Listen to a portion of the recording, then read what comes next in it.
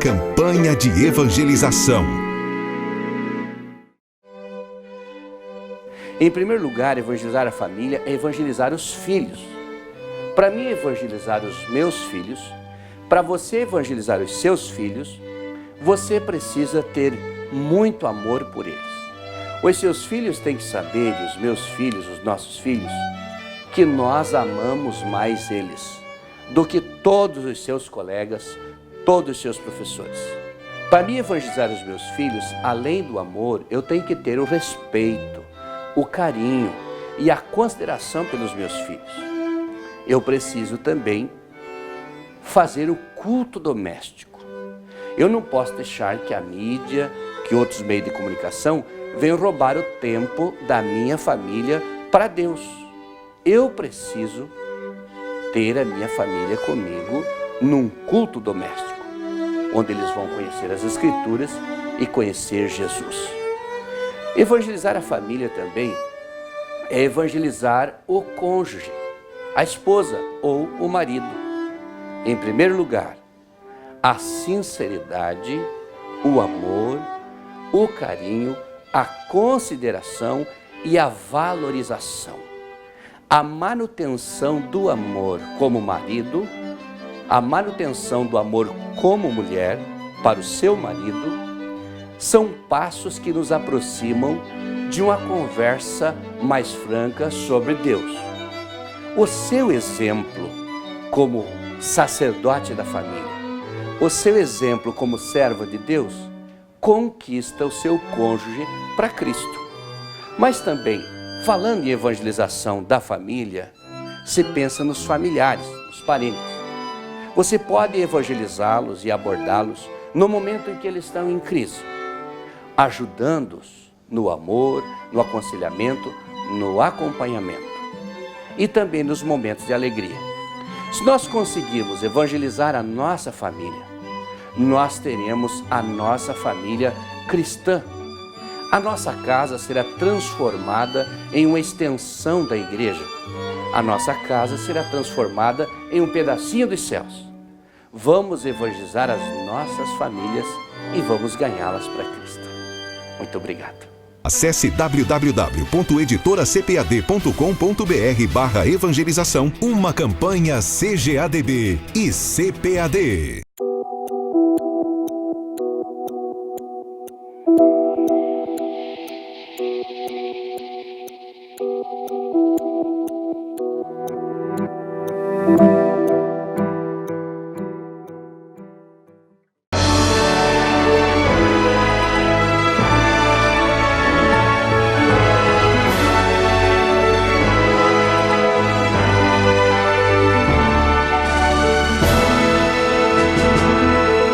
Subsídios.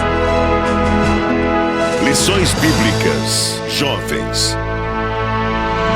Lição 8. Primeiras profecias messiânicas.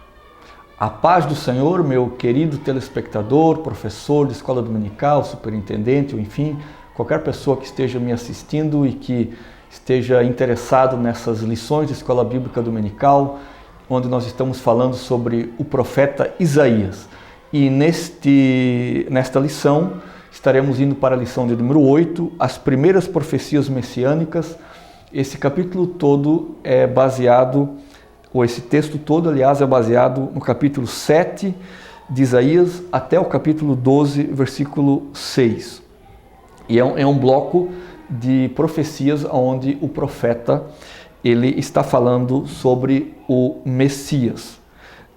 Na próxima lição de escola dominical, que será a 9, nós estaremos falando sobre o Emanuel. Então, é bom que você, professor de escola dominical, não entre muito nessa lição 8 na questão do Emanuel, porque isso será uma lição específica, a lição 9. Então, se atenha às demais profecias que Isaías faz de 7 a 12, referindo-se ao Messias, para depois deixar espaço para nós tratarmos exclusivamente na lição 9 sobre o Emanuel.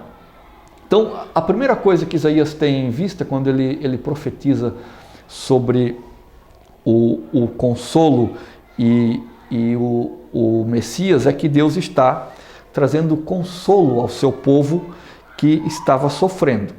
E Israel aqui está na iminência de ir para o cativeiro, né? Portanto, um tempo de muito sofrimento, um tempo de muita dor, de muita angústia para o povo. O cativeiro babilônico representou para o povo de Judá um período muito triste, muito terrível da sua história.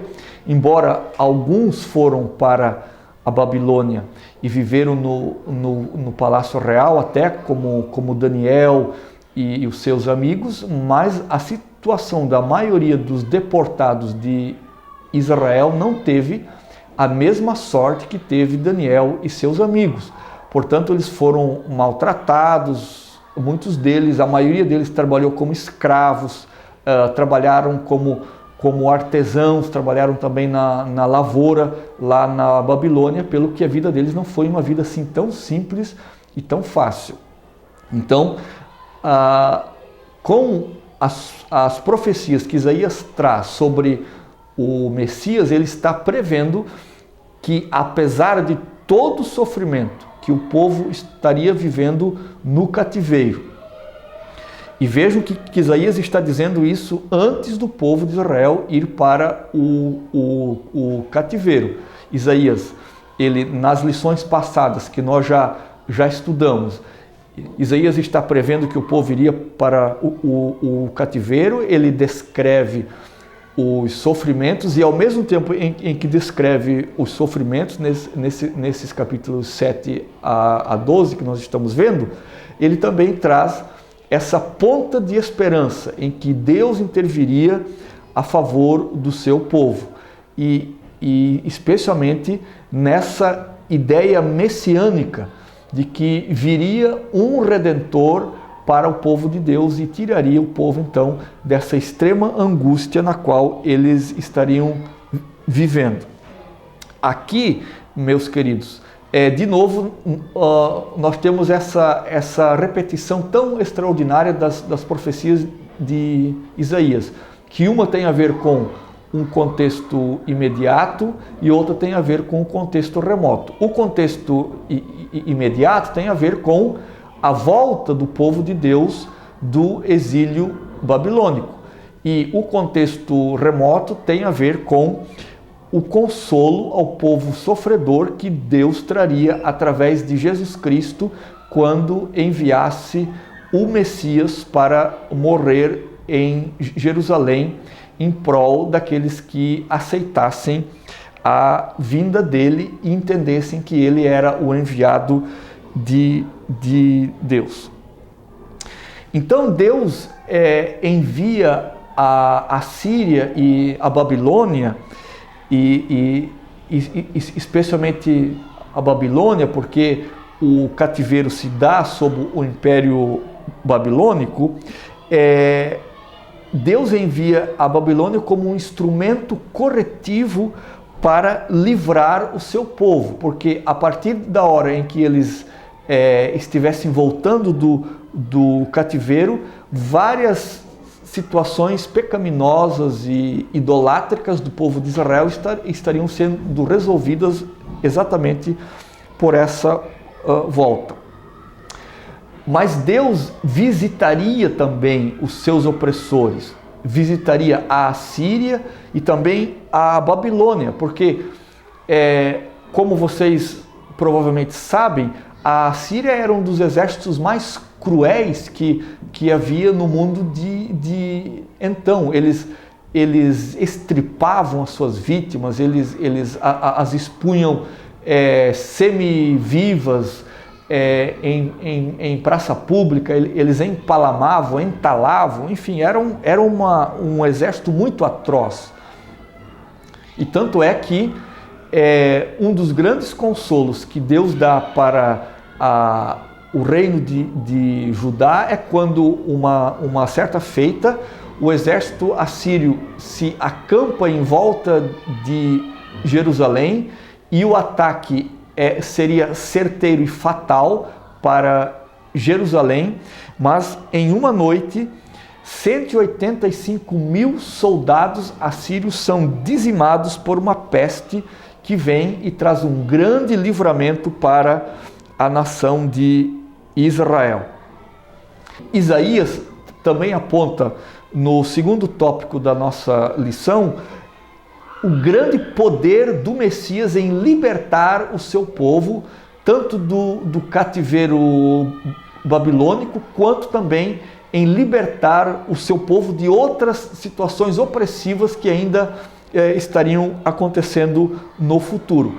E isso também remete agora não somente mais ao povo judeu, mas também a todos os gentios, porque o Messias ele também viria para trazer o resgate para o povo gentil. Por isso que o profeta fala numa grande luz do menino que nasceu, né? Lá em Isaías 9:2, ele está se referindo como que a uma iluminação extraordinária para os povos que viviam em extrema escuridão, confusos, sem um rumo na vida, mas o Messias reorganizaria a vida desse povo através da grande luz que traria. Isso tem a ver, de novo, com a nação de Israel, mas também tem a ver com todos nós gentios que conhecemos o Evangelho de nosso Senhor Jesus Cristo. E aí você, professor, pode fazer um link interessante e mostrar para os seus alunos a relevância das profecias de Isaías que foram descritas há 2.700 anos atrás e que hoje ecoam de uma maneira tão extraordinária para todos nós que conhecemos o Evangelho de Cristo, quando esse Evangelho nos traz toda essa luz necessária para a nossa caminhada aqui nesse mundo.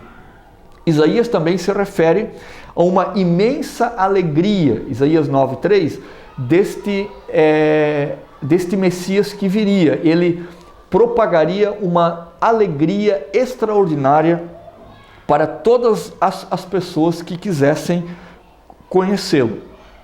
E em Isaías 9:4, o profeta também vai dizer sobre quebra do jugo, ou seja, toda a escravidão, tanto ocasionada pelo pecado, por situações de opressão e de angústia, através do poder do Messias seriam quebrados todos esses jugos e as pessoas se tornariam completamente livres. Isso também tem a ver com a nação de Israel, que seria livre do cativeiro babilônico, mas também tem a ver com todos nós cristãos, que seríamos livres do cativeiro do pecado. E aí, Isaías também fala dos nomes do Messias no tópico número 3 da nossa lição. Ele chama o Messias de o maravilhoso conselheiro, né? Como aquele que sabe dar conselhos como ninguém, como aquele que é extremamente sábio para discernir todas as coisas da vida e do mundo, e esta sabedoria toda está acessível para nós, os seus filhos. Isaías o chama de Deus forte, e se nós olharmos lá para Romanos capítulo 8, o apóstolo Paulo vai dizer que nele habita corporalmente toda a plenitude da divindade, ou seja, um extraordinário poder que não tem limites e que ninguém pode resistir a este poder de fazer qualquer coisa e de ir para qualquer situação e sair-se vencedor dela. O profeta também o chama de Pai da eternidade, porque ele existiu desde a fundação do mundo e existirá para todo sempre. O Messias não teve começo e não terá fim. A única diferença é que ele se apresenta historicamente entre os seres humanos. É como se o Kairos de Deus invadisse o Cronos humano para revelar-se através de Jesus Cristo. E Isaías também chama ele de o príncipe da paz. E paz em hebraico, que todo mundo conhece, que vem da palavra shalom, não é somente aquela paz de ausência de guerra, mas essa palavra shalom, ela é muito mais abrangente. Ela significa salvação, bênção, felicidade, bem-estar geral e em todas as as áreas, ou seja, esse príncipe da paz, ele traria um descanso, não somente na ausência de guerra, mas em todas as circunstâncias da vida, para todos aqueles que crescem no seu poder. E como o último tópico, nós falamos também sobre a certeza da vinda do Messias. Todos nós aguardamos a manifestação da glória final do Messias quando do arrebatamento da igreja. Todos nós cremos que o Messias já veio, que o Messias foi morto no ano 33 em Jerusalém, ele foi sacrificado pelos seus próprios irmãos, morto, para nos trazer vida. E esta morte de Jesus é o que também nos garante a sua segunda vinda, quando todos nós seremos arrebatados para estarmos para todo sempre com ele. Portanto, as visões que Isaías tem do Messias nada mais são do que uma esperança profética sem limites, e que Isaías trabalha muito bem, procurando focar a visão do povo, tirando das circunstâncias de sofrimento em que o povo estaria vivendo no cativeiro babilônico e apontando para a grande salvação que viria através do Messias. E a aplicação prática que você, professor, pode fazer para os seus alunos é que, da mesma forma, nós, enquanto aqui no mundo, nós somos muitas vezes abatidos por várias situações difíceis, por sofrimento, por angústias, por tribulações as mais diversas. Mas se nós estivermos firmes, sabendo que Deus se revelou para nós através do Messias, sempre haverá esperança para qualquer situação na qual nós nos encontramos. A certeza da vinda do Messias é a certeza de que eu e você, em Cristo, podemos viver sempre em esperança. Que Deus lhe abençoe, tenha uma ótima escola dominical. Muito obrigado.